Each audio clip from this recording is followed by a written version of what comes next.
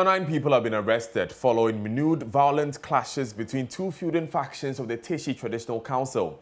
Last night, the palace of the Teshie Wulomo, Numo Bedu Odano Odapiensa III, was attacked by armed men who set 2 other houses on fire.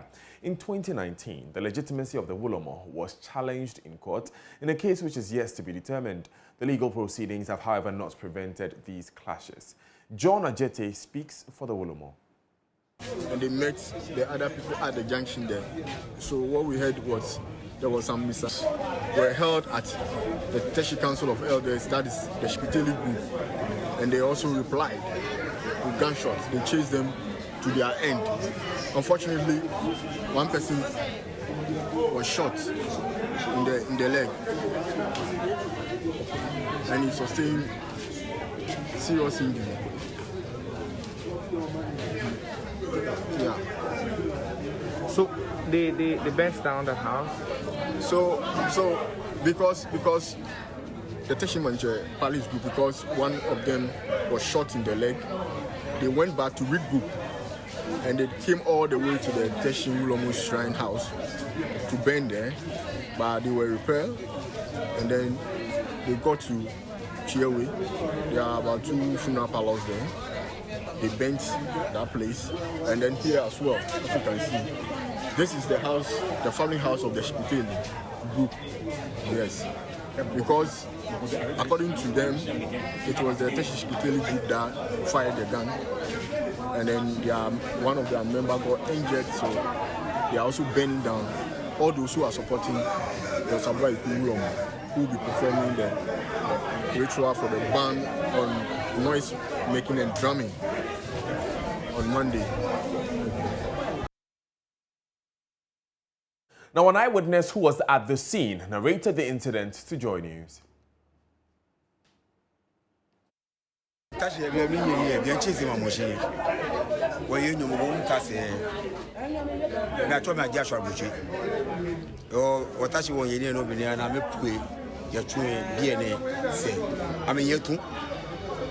Or 2 and I'm a poor no Bugominic be can't I'm a 2 or 4 but be here le actually attack the 2 get shoot lele in your nigga Teshie Bengaleti or me a Kelaga shoe 2 element again I'm a little should get away by your trouble direct or when I'm get quay or quay Biniana me chita again number bon loud or bename poe me you are no kwalake no to kan ko no ko en bename poe ni mi lia maga me ye ni kwa me ye bi shi ye ko no pe ni am ga ya me na ma me gete o la le bename gbenu ncho na ngba wo la ni Bi mi ni yo bi ne gbonyo chu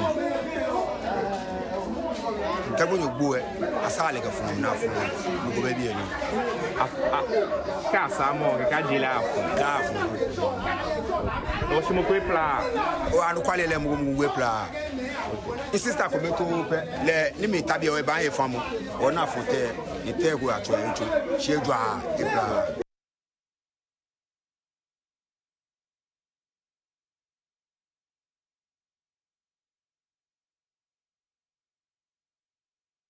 Now let's move to other stories. And the Youth Employment Agency, in collaboration with the Ghana Health Service, as part of government's 1 Million Jobs initiative, is beginning the Community Health Worker Group program involving the recruitment of the youth into health delivery services.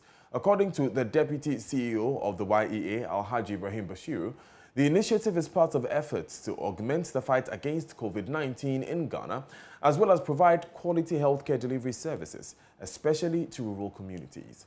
The YEA, through this program, will be creating 3,000 job opportunities for the youth. We couldn't have had a better time to do this than an era where the whole country is bedeviled with this pandemic and this monster called COVID. And so it is the hope of the Youth Employment Agency and, of course, the Ghana Health Service that these young people will help in the fight against COVID. Like the Corporate Affairs Director intimated, if you check our rural communities today, it does appear there's people who still believe that there's nothing called COVID. And I believe the only way we can get people to believe that there's COVID and for us to actually respect the protocols will have to do a lot of education. We need to educate people. I recall somebody was interviewed on TV, and he said that he wants to see COVID with his naked eye. And his estimation is something that is visible. And I think that if we get these young people to the rural communities, our KIPS compounds, our health facilities, our clinics, the polyclinics, it will augment the staff strength of the Ghana Health Service, so that together as partners in development will make something very meaningful. I want to also add that the Youth Employment Agency is particularly excited that today we are going to sign an MOU that will lead to the creation of about 3,000 jobs. First of all, the purpose is to create jobs, and secondly is to help in the fight against COVID, and also to help our health facilities that are under pressure now. Now, Director General of the Ghana Health Service, Dr. Patrick Kumar-Boaje, who signed a memorandum of understanding with officials of the YEA, explained beneficiaries of this initiative who prove themselves worthy will eventually be absorbed into the Ghana Health Service. The team will be doing, among other things, education. They'll be providing information on rumors, outbreaks of diseases, and many other things, including sometimes distribution of certain essential basic commodities that the community needs for improved health.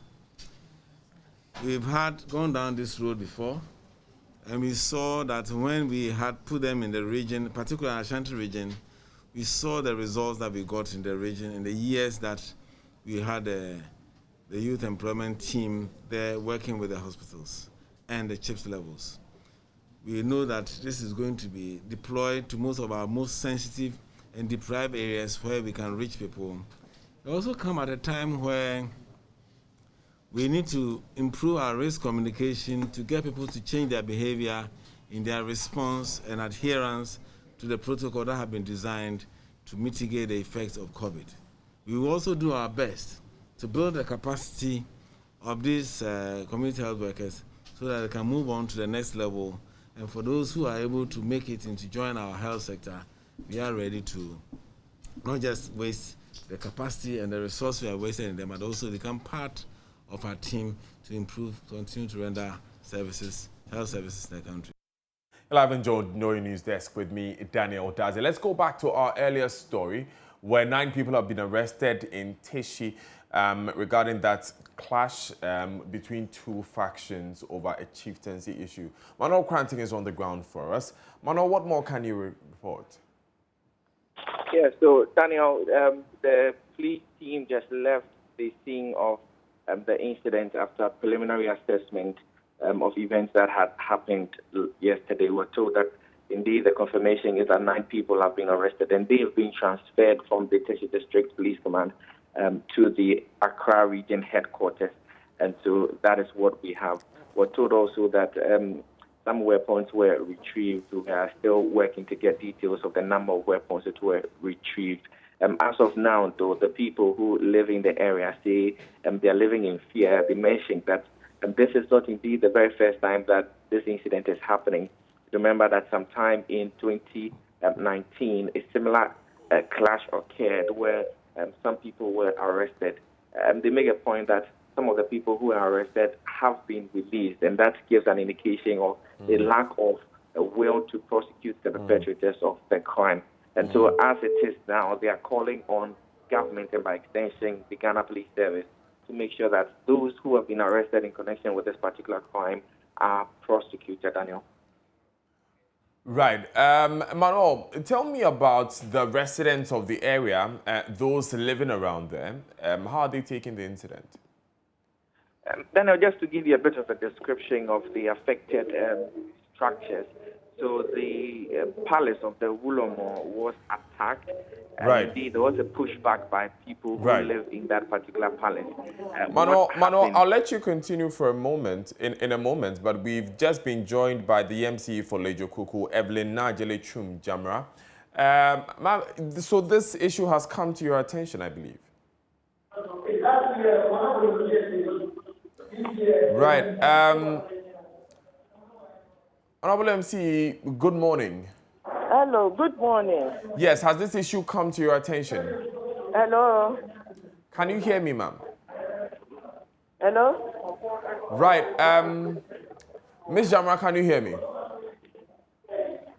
Yeah. Right. If you can hear me, Ms. Jamra, tell me, has this issue come to your notice, and what's the immediate action your office is taking to mediate this dispute? Okay, thank you. Teshie has been relatively calm for some time now. Until recently, there was an installation of youth chief who has large followers, you see, and some land guards surrounding him. And also there have been two installation of two ulama, which shouldn't be so. Okay. So they've started with their customary rights. Both of them have been going about performing the customary rights. But in actual fact, it should be only one ulama. But just for peace sake, both of them have been going about performing their customary rights. So what triggered this specific incident? The assembly, we had a meeting with stakeholders on Tuesday. How best we can have a peaceful Homo celebration. How best we can have peaceful Homo celebration. So today we have invited the youth chief also to so that we have discussion with him also how best we can have a peaceful Homo celebration. Right. But this morning he hasn't come. He hasn't come. But at the moment we are meeting with the group leaders. That's the Pashiloi group leaders. Also to have the same discussion about peaceful Homo celebration. Right. Now Ms. Jamra, I have a question, ma'am. Pardon me. Okay. I want to know that what is the immediate cause of this particular this clash that has had 9 people arrested? You mentioned that 2 chiefs were installed, but they were operating peacefully. What changed the situation so that they clashed last night? Okay. Now there are, we have 2 factions. The first faction, they came ashore with their fish peacefully. So the chief also and his people, they are the second people to land with their fish. So when they landed, they were carrying their fish. They are just singing and then going to the palace or I don't know, Manjano. When they were attacked, And so you're saying that when the second group came ashore, the first group attacked the second group? Yes, the first group attacked the second group without no cause. Okay. I understand the people, they were on 2 motorbikes. Okay. Okay, now we have been speaking to some residents of the area, and they name you as being one-sided. They say that you have taken a side in this entire conflict. Just because when I became the MP, there were factions.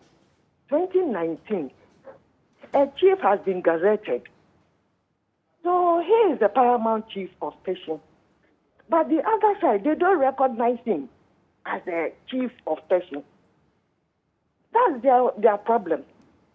The information we have is that they actually challenged this in court and the legal battle is still ongoing. Is that not the case? Yes, they are at court. Yeah. You see, but so if the matter is in court, it's not been settled, has it? Pardon me? If the matter is in court, then it has not been settled, has it? Yes. No. As the gazetted chief, I'm saying that... I don't know whether they are challenging it, but they too, they want to install somebody as a chief. Mr. Njama, What I know is they don't recognize the gazetted chief issue as the chief of Teshie. That's fine. Are they in court over this issue or they are not? Well, I can't tell. Well, the information we have is they are. Now, they are in court. Operating on that assumption, if this is in contention, and even as an MCE, it's expected that you know whether or not this issue is in contention so that you can do your mediation at the back.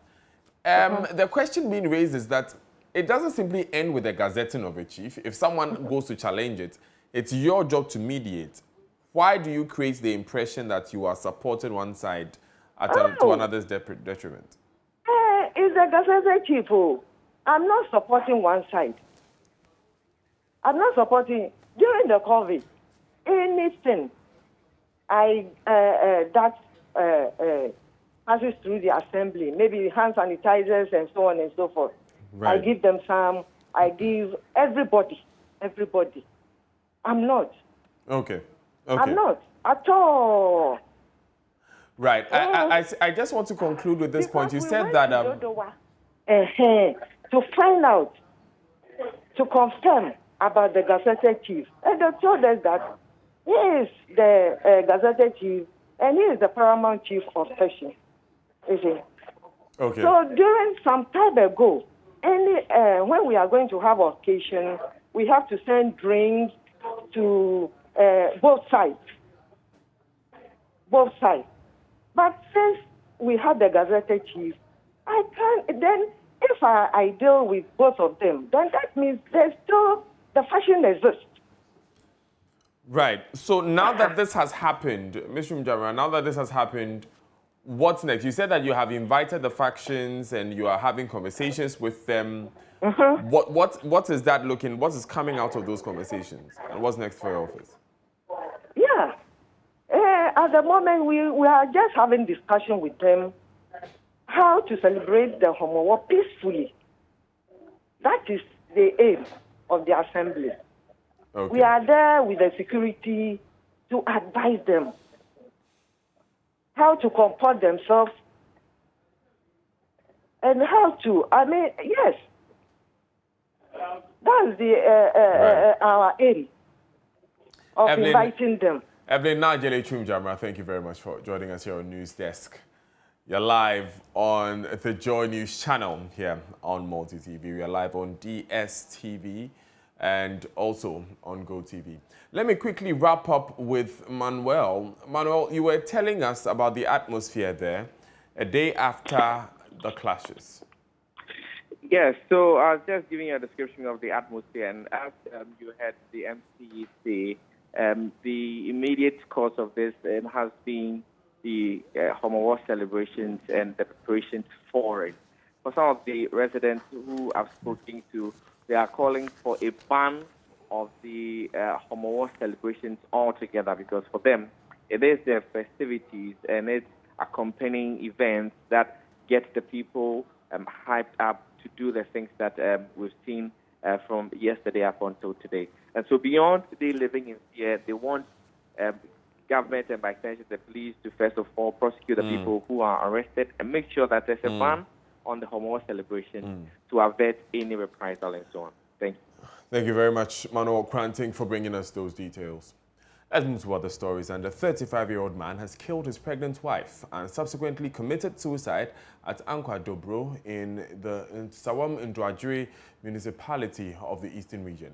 Kofi Avoka, the deceased, inflicted deep machete wounds on his 27-year-old wife, Irina Pia, killing her in the process. Correspondent Kofi Siao joins me with details. Kofi, how were they discovered? So this is a family that lives in the same house as Ankwa, and according to the police, the husband and the wife live in the same house. They have been to also live in another room. So please reposition yourself. We are finding it very, very difficult to hear you, but we're bringing you the story there of Kofi Avoka, a 35-year-old man who killed, allegedly, his 27-year-old wife, Irene, and then committed suicide. We're trying to find out from Kofi Sian, who has been following the story, what may have caused the incident, whether there were any witnesses, and what the police are doing about it, and whether or not this forms a pattern. And we have seen a number of crimes of passion being reported from other areas of the country, but we will definitely get those details from Kofi. Kofi, let's hear you now. What exactly happened? Okay, so the police tells me that there was a misunderstanding between the husband and the wife. They had kids who live in. Okay, Kofi, I think it would be better if you took out your earphones. That could help the conversation move forward. Whilst he does that, we would move to other stories. You're live on JoyNews Desk. My name is Daniel Daze.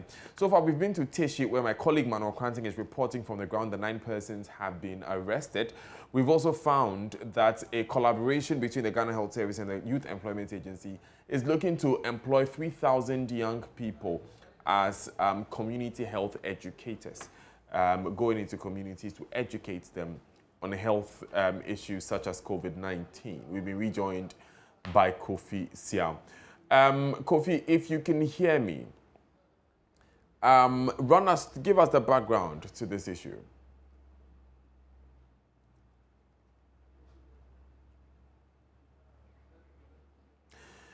Right, apologies for our inability to bring you that interview with Kofi Sian. Now, embattled as a North Member of Parliament, James Gyakye Quayson says he's still the MP for the area. The MP was in Parliament to participate in the work of the House, despite a court ruling that's declared his seat vacant. Mr. Quayson participated in a meeting of Parliament's Privileges Committee to deliberate on contempt proceedings against Asin Central MP Kennedy Ejapong. He told JoyNews he's still MP based on processes he has initiated to challenge the ruling.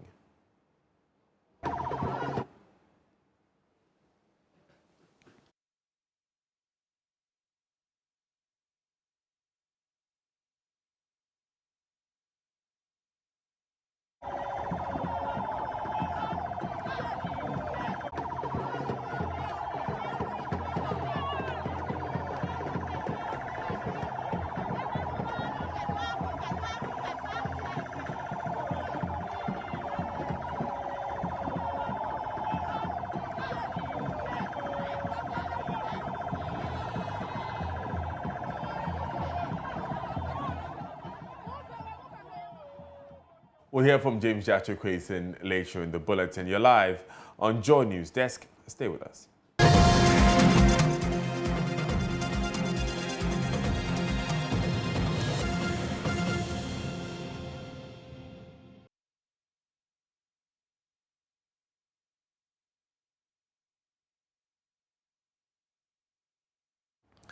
Let's go back to our earlier story. Welcome back to News Desk. Embattled as a North Member of Parliament, James Gyakye Quayson says he's still the Member of Parliament for the area. Now, he was in Parliament to participate in the work of the House, despite a court ruling that's declared his seat vacant. He participated in a meeting of Parliament's Privileges Committee to deliberate on contempt proceedings against Asin Central MP Kennedy Ejapong. He spoke to JoyNews. The court directives is there, but also there's a process that you take after such pronouncements of rulings or whatever, which I have satisfied all the requirements. I'm not going to go into details of that. And so, so long as I know, based on those processes that I have also initiated and make sure they are in place, it still gives me that opportunity to stay as a Member of Parliament for Asin North. And for that matter, any committee that I belong to in Parliament, which is also extension of Parliament, equally binds my membership. So that's why I was in the meeting. I have always said that I am a type of individual that respects law and order. I've lived in a country that has always given human rights and privileges to all citizens. So being a part of the committee, going back to that is, again, is the law of the land of our country, our beloved country, Ghana. So I'm still a member of parliament based on the rules that I have engaged in, and also the legal proceedings and advices. Being a member of parliament as ongoing, the committee is also extension of parliament. So I find it a bit ridicule that anybody would suggest that I will not be able to sit in the committee. But they are friends, and I think sometimes the interpretation of the law is not clear to many people, and also laws get updated, and so sometimes we all need to refer to make sure that we know the current status of all other legalities so we can make better informed decisions. Now, still in Parliament, the minority is casting doubt on assurances by the Minister for Agriculture that farmers' access to subsidized fertilizer will improve following the release of 260 million Ghana cedis for suppliers. Minister for Agriculture, Dr. Osei Koto, told Parliament that the amount has been released to fertilizer companies that the government owed as part of efforts to deal with the shortage of subsidized fertilizer. But Deputy Ranking Member on Parliament's Food and Agri Committee, Godfred Seidu Jassau, tells JoyNews the move is inadequate. Well, too little, too late. He's talked about 260 million Ghana cedis, and that's represent about 44% of the debt owed, according to the minister himself. Now I ask myself, this is 5th August. You know, you're paying just 44%. He even says those are the releases. Has this money actually got to the suppliers? It has got to the suppliers. When? Now, that's my fear. Now, if the suppliers even get the money today, and their debt payment arrangement is complete, what guarantees do we have that fertilizers therefore can come in within good time to be able to supply the farmers? This is August. Most farmers in the major season have finished their planting, fertilizer application periods are over. So there's a potential crisis, food security crisis. And I think that we should all speak about it in all honesty and see what arrangements can be put in place immediately to forestall what is happening. I mean, they should get some fund to be able to get these suppliers paid so that fertilizer can be brought in immediately and a quick distribution arrangement made so it can get to the farmers that need them most, so that at least we can avert the potential food security crisis that we are likely to plunge this country into. And in the Bono East region, an 18-year-old tricycle operator has been sentenced to 30 years imprisonment by the TECHIMAN Circuit Court after pleading guilty to unlawful entry and armed robbery. The convict, Inusa Nuruddin, a resident of Wangara Line, a suburb of TECHIMAN, attacked one Abina Tiwa, a trader in her room, on the 31st of July at about 2 a.m. He was arrested by the TECHIMAN police and arraigned. Anna Sabit again.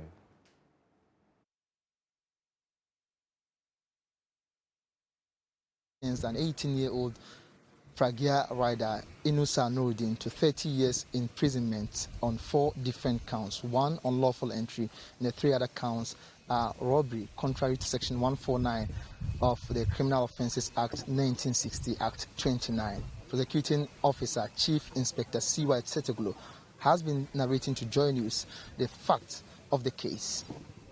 It's a robbery case, and the fact is that the accused person on the 1st July 2021 went to the complainant Abinati West's house in the night when she was sleeping with her 4-year-old daughter. While sleeping, the complainant sensed that somebody has come into the room. She woke up and realized that the accused person is in the room. And when she saw the accused person threatened to harm her if she shouts. And the accused person forcibly took an Itel phone worth 500, Nokia phone worth 400, and a cash of 150 cedis from the complainant. The accused person also tried to remove a flat screen television, 32 inches flat screen television, that was fixed on the wall. And the complainant this time tried to stop him from removing it, preventing him. The accused person used the screwdriver she was using to remove the flat screen and harmed the complainant with it. The accused person, upon leaving the scene after an alarm was blown by the 4-year-old daughter of the victim, left his sandals, which helped in identifying him the next day. When leaving, because he was in haste to leave the scene, left his sandals at the scene. In the morning, the complainant told her ordeal to the neighbors, and somebody identified the sandals to be that of the accused person. So the accused person, the case was made to the police, and the accused person was arrested. The accused was then arraigned before the TECHIMAN Circuit Court, where he pleaded guilty simpliciter. He was cautioned on the charge and brought to the court. He did not deny. He pleaded guilty simpliciter and was convicted accordingly. After mitigation, he was given 30 years imprisonment on each count to run concurrently. For the victim, Abna Tiwa, a 44-year-old resident of Fongrala, a suburb of TECHIMAN, the incident has imbibed fear into her, and as a result, she is relocating from her current residence because she is afraid what happened is capable of being repeated. I have informed my brothers that I'll have to relocate because I have not been able to sleep since the incident.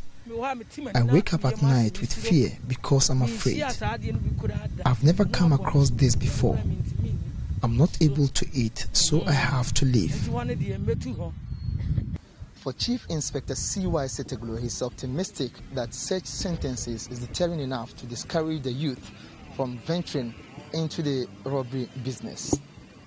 I've been saying that it is not a good enterprise for the youth. Please don't go into it. Right, so this has been the situation here at the TECHIMAN Circuit Court. My name is Anas Sabit, reporting for Joy News. Live on Joy News desk, it's time for Tech Talk, with Kobe Spiky